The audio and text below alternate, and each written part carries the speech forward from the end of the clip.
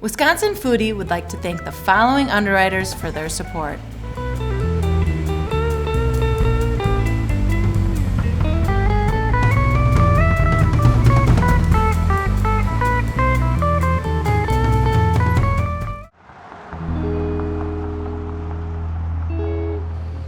My grandfather loved to duck hunt, and he was very good friends with a couple of guys in town who were master decoy carvers. So he built 24 of his own decoys, and then my grandmother painted them, and she was a phenomenal artist. And then in the 50s, my father started carving decoys, and when I was growing up, when I was 7, 8 years old, I was carving decoys and painting them, and so I have carved literally thousands and thousands of them. It's been, I mean, we're known nationally. I mean, you pretty much, anybody that's in the decoy world or the art world pretty much knows our name. Everything I do is with a draw knife. I've literally carved thousands of decoys with this draw knife. And this is white pine. What you do, you're just taking, you can see the shavings coming off. It's all in how you're just taking little bites and getting the correct grain. The older I get, I find myself locking my shop door. I carve what I want to carve. I do take a few orders. I've got some customers that have been with me for so many years that if they want something unique, I end up doing it for them. So this here guy's going to be flying like this here.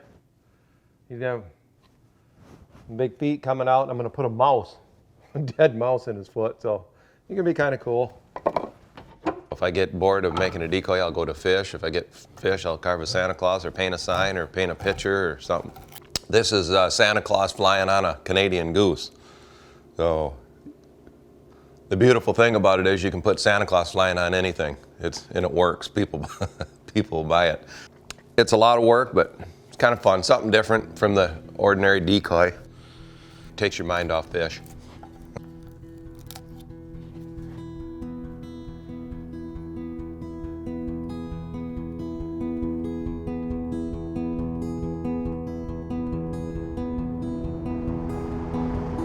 I was born and raised on the river, so it's pretty much a way of my life daily. This year's been an exceptional hard year for us, so with the high water, it's been really, really tough on us trying to catch fish. Our coolers are completely depleted right now, so we need to get them restocked.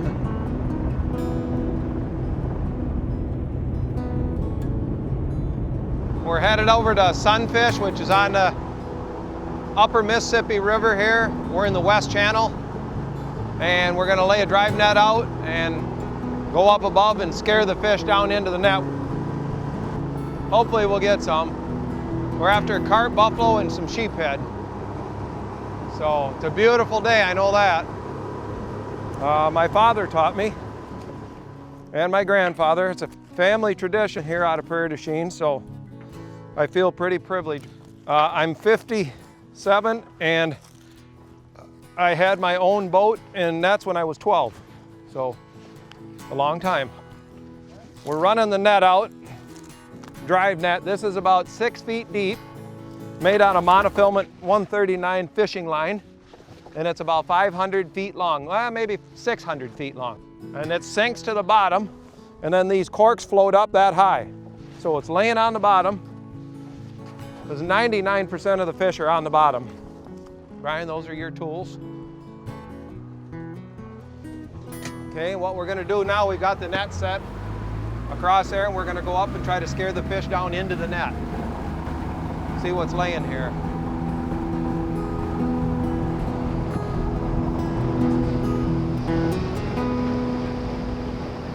There's a fish up there. Brian, you're just going to beat on the side of the boat or on the deck or wherever. Just make noise.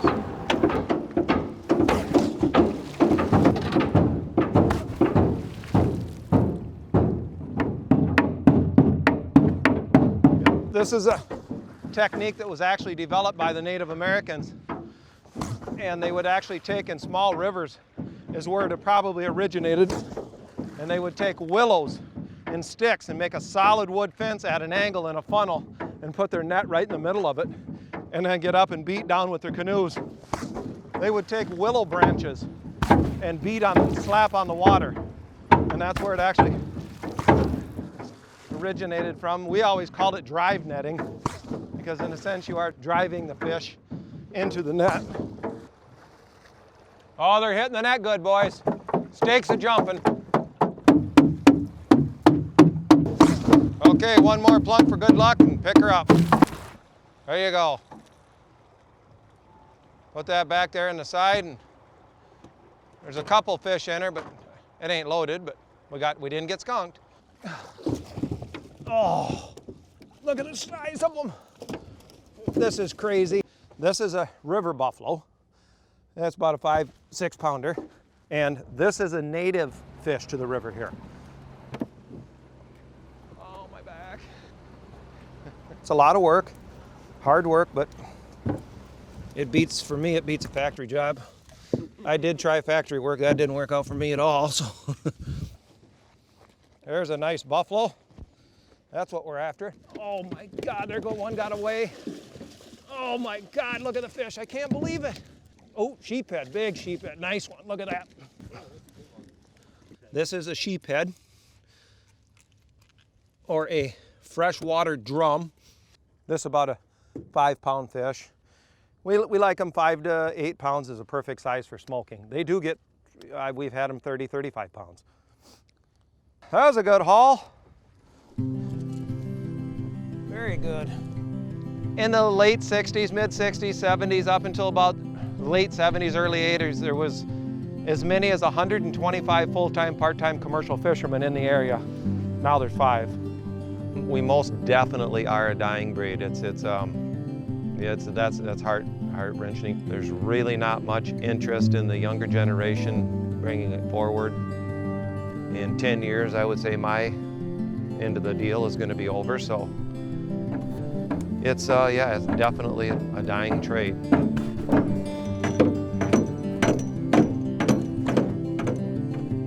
My God, this is our last haul. So, oh man. Well, we got enough to smoke, boys. That's all that counts. We didn't get 600, but we got 400. I'm a huge conservationist. I don't take any more than I think I'm going to need or use. I would just like to see people think of what you could do to maintain our environment. I mean, we caught 400 or 500 pounds. That's all I needed. Now, I could have stayed out and caught 1,500, 2,000 had I pushed it till dark. I don't need that. My sustainability is perfectly fine for this week. I'm good now. And when you're in a wholesale market, you've kind of got a different mindset of view. You're getting paid by the pound. So you want to catch as many pounds as you can. Or I'm totally opposite. Okay. Take it out. Now we're going home. And we're going to unhook the boat and we're going to start cleaning fish. And we're going to get them ready for the brine, get them in the brine tonight. First thing we're going to do is have a cold beer though.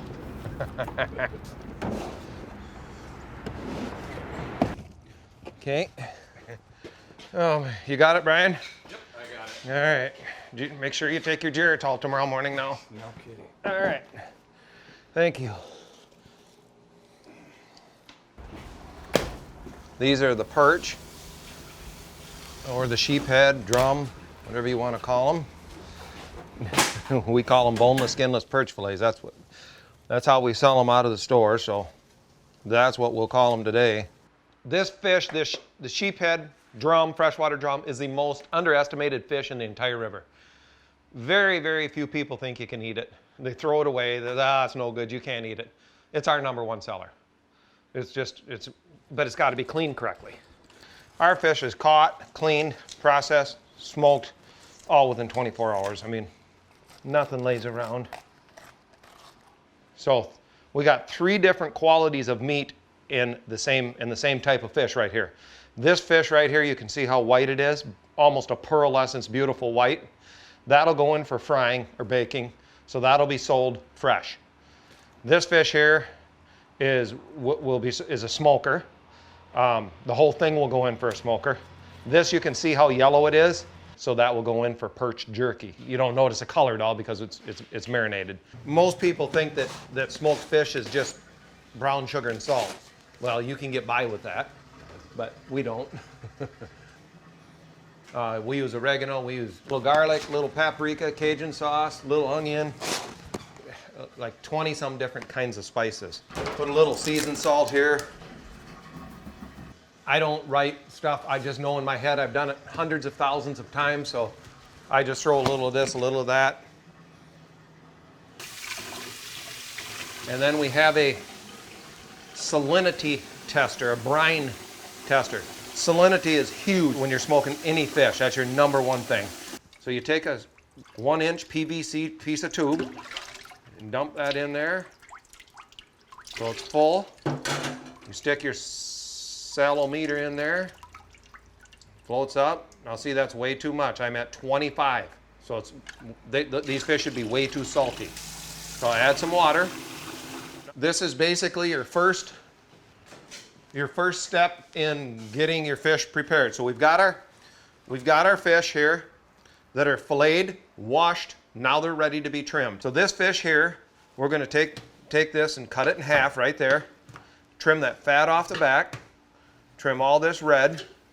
One thing about sheephead that gives the sheephead or the freshwater drum a bad name is people go, oh, you can't eat that, it's horrible. Well, number one, if you leave all this fat and that silver skin and this red meat on it, you can't eat it. It's horrible.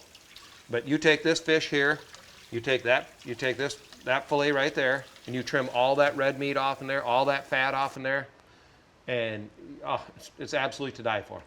That's what you want to end up with. You can have a little bit of red. I mean, you don't have to be surgically precise, but that fish right there is perfect. So put that in there.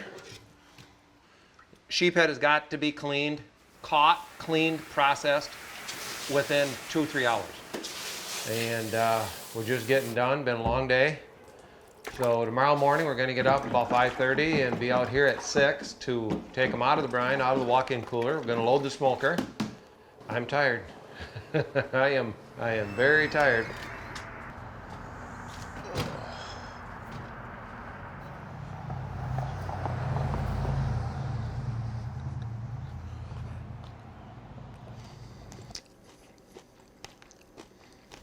Wednesdays are kind of a busy day for us because we get our shipment of seafood in every Wednesday, so. Well, we're gonna go out here right now and get this smoker, get the fish out of the walk-in cooler, and put them on the smoker. We gotta clean the smoker first. We always clean it. All right. That's our salmon there. All right, there's our perch. And here's our buffaloes. One thing we don't do either, and a lot of people always ask, do you reuse the brine? We don't reuse it. Alrighty. It's just a little after 6 right now, Wednesday morning, and we're getting the smoker cleaned, as clean as you possibly can, because when the smoker heats up and gets hot, the drippings become more liquefied and will drip down on your product, and you do not want that. All right.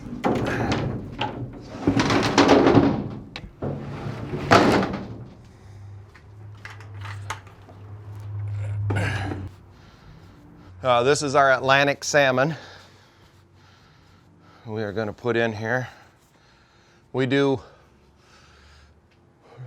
religiously, every week we do fresh Atlantic salmon. These are 2 to 3 pound fillets, and these are what's called minimal fed salmon. So they're farm raised in the ocean. I do not buy inland farmed salmon that are raised in a pond inland. These are just so much better. Okay, about done with that. And there's our perch fillets. Those look nice. Tomorrow we will do some more Atlantic salmon, some sturgeon, and catfish. So different days of the week, it's different varieties and species. These are the buffalo fish that we caught last night in our drive net, and they've been brining now for about 12 hours. You always lay your fish in the smoker, skin down if they have skin on them, and lay them as tight as you possibly can. to conserve on space, just so they aren't touching, because if they touch, they will stick together. It's like putting together a puzzle. That piece in there to utilize that space a little better, and put this piece over here. So today we're only about a half a smoker full. We'll close her up here, get some kindling, get a fire started, and get some smoke rolling. You got to be careful how much wood you add. You don't want it too hot. You got to kind of regulate temperature in your mind as to what it would be. All depends on how dry your wood is, how green your wood is. Okay, we got fire. Smoking is probably, I would say, 2/3 of our business. We're the only licensed smokehouse left in the state of Wisconsin that's 100% wood. No gas, no liquid smoke, no wood chips. It's 100% hickory. And it's the only other means that I could stay in the commercial fishing business and make money at it and get rid of my fish. Rather than be at the mercy of a wholesaler and buy your fish for nothing, you just have to take it one step further and clean the fish and smoke the fish. And it is a lot of extra work, as you can see, but you can get rid of the product. That's not a problem. We hear on a daily basis that we have the best smoked fish in the world. We hear it literally 10, 15 times a week. This will do it for you then, guys? I think so. Alrighty. This is the best place to get smoked fish, I'll tell you. Well, thank you. We appreciate that. Sockeye. You're gonna like those perch. They were swimming yesterday. Thank you much. You betcha. See you later, guys. I've always said that here at Valley Fish and Cheese, we sell things you can't find at Walmart. That's kind of, we sell anything from coon skulls to smoked fish. I make all my own sausages, all my own jerkies, alligator jerky, catfish jerky, snap and turtle jerky, perch jerky, beef jerky, elk jerky, bison jerky. Out of all the jerkies we do, we sell the least of beef jerky. I've always said you'll never walk into my store and leave and go, oh my God, they had beef jerky. But you will walk away and say, oh my God, alligator and snap and turtle jerky? Man, that was cool. And I hate wasting anything. We started saving the skin off in the snap and turtles and tanning it and selling it, and that sold. So then I thought, well, we'll do the shells, and that sold, and then we do the heads, and that sold. So now we don't throw nothing away. We try to do good quality oddball stuff that is, unique.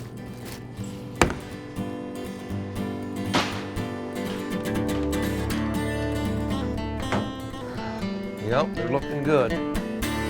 We're putting on a coat of glaze that we put on. Do it about 2 to 3 times. It's 2 pounds of brown sugar, 1 gallon of ketchup, about a half, 3/4 container of maple syrup, pure maple syrup. So that's what we use for our glaze. The glaze gives it a nice look, and it gives it a nice sweet flavor to it. When they're nice and firm on the back side and they don't squish, nice and hard, that's done. Now that one is perfect color. That's the color you're looking for. Just a beautiful, deep, dark, golden brown. That's what you're looking at. This is what they're supposed to look like. Nice, slow, smoldering smoke with some heat. Slowly building up the heat in the process. So that's what you're trying to achieve. So it's, what is it, noon? So these have been in for 6 hours. 2 more hours, 8 hours. 8 to 10 hours on a thicker piece of fish is perfect. 6 to 8, and we're right there. So we're good to go. 90% of our fish that we're selling is river fish. They're different thicknesses, they're different cuts.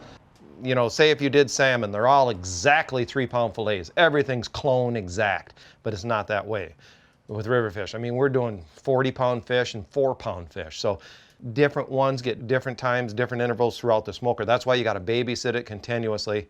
The Atlantic salmon here are getting very close to being done like this. That's the perfect color that you're looking at, Desire, that beautiful honey golden colors as far as color goes. But you can squeeze on the back side and see it's a little soft back here in the thickest part of the fish. It doesn't do any good if you got perfect color and the fish is raw in the middle, or you didn't have the correct salinity, or it's too salty. So it's all got to mesh. So we'll leave them in just a little bit longer. These are our perch. That's what you want them to look like, is about right. That is perfect. Perch, these smaller fish, you've got to be extremely careful because they will turn in a matter of 5 minutes. He'll go the other way. That's a perfect color right there. That one is absolute perfect color. Take these into the shop and try a little sample of them there.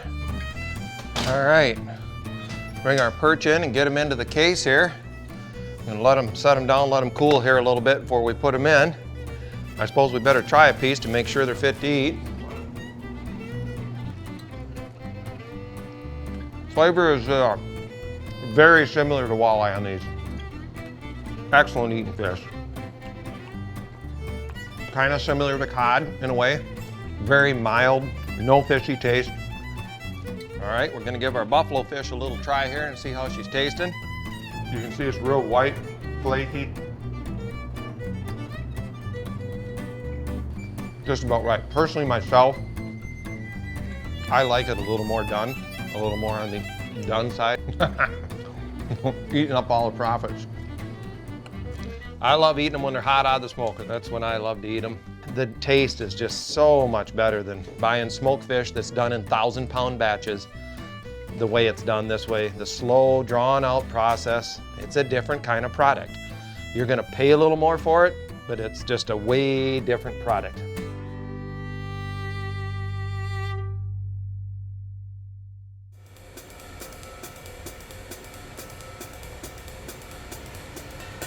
Pull it out, we got the plug out.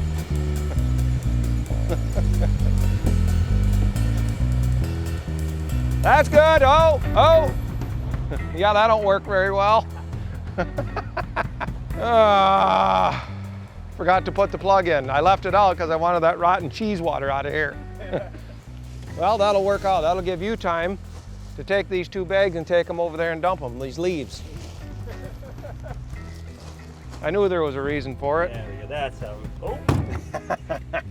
Got a jumpy. Wisconsin Foodie would like to thank the following underwriters for their support. The dairy farmers of Wisconsin are proud to underwrite Wisconsin Foodie and remind you that in Wisconsin, we dream in cheese. Just look for our badge. It's on everything we make. Employee-owned New Glarus Brewing Company has been brewing and bottling beer for their friends only in Wisconsin since 1993. Just a short drive from Madison, come visit Swissconsin and see where your beer's made. Milwaukee's landmark Art Deco Hotel offers luxury accommodations, legendary hospitality, and world-class dining. Paired with the hotel's roaring 20s vibe makes the Ambassador a must-experience destination. From production to processing, right down to our plates, there are over 15,000 employers in Wisconsin with career opportunities to fulfill your dreams and feed the world. Hungry for more? Shape your career with these companies and others at fabwisconsin.com. Society Insurance, small details, big difference. The Wisconsin Department of Natural Resources. The Central Wisconsin Craft Collective. Something special from Wisconsin. Hilling Company. Edible Milwaukee Magazine. Also, with support of the Friends of Wisconsin Public Television. For more information about upcoming Wisconsin Foodie special events, dinners, and tours, please go to wisconsinfoodie.com. There you can sign up for our mailing list to be the first to know about our events and offerings. Also, get connected with us through Facebook, Instagram, and Twitter.